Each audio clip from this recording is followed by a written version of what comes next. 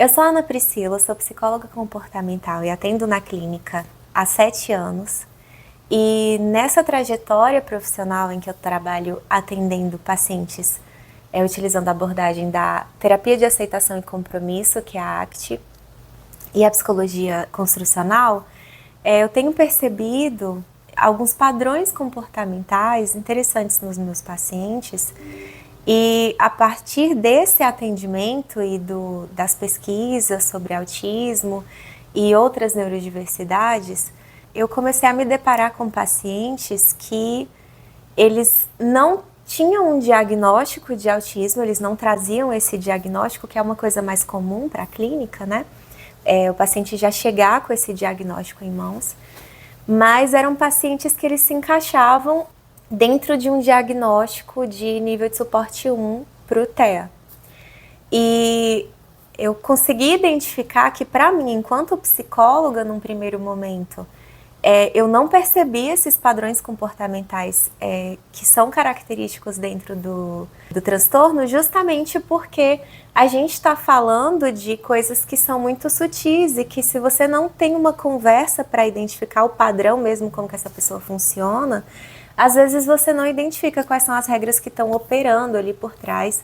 E essa rigidez comportamental e a dificuldade de interagir, muitas vezes ela se confunde com outros diagnósticos, como a ansiedade, ou o próprio TDAH também, que tem alguns sintomas que são bem parecidos. E a gente tem também a superdotação, que é um outro diagnóstico que tem sintomas que se encaixam. São pessoas que elas têm esses padrões comportamentais que estão presentes, mas que, se você não tiver um olhar atento e entender bastante como que esses padrões, os padrões que estão descritos no CID, no DSM, que são característicos, se você não tem esse olhar atento, acaba passando batido.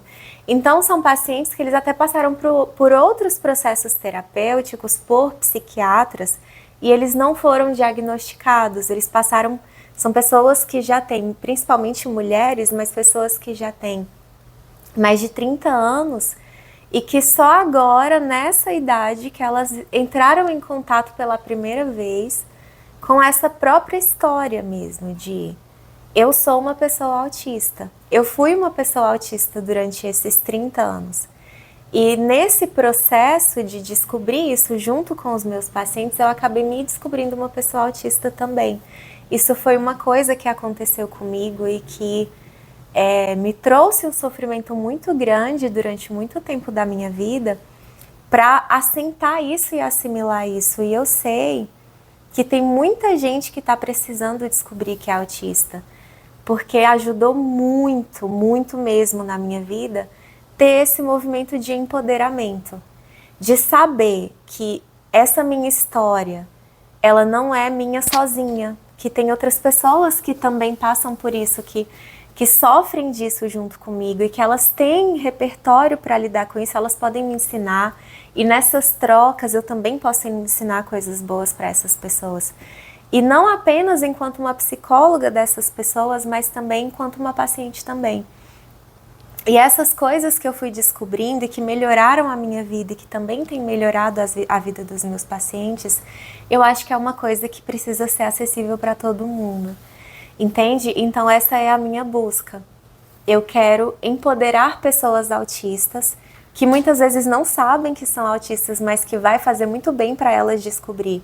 Porque quando você se empodera de um diagnóstico e sabe o quanto aquilo está atrapalhando a sua vida, você consegue atacar isso. E essa é a minha busca.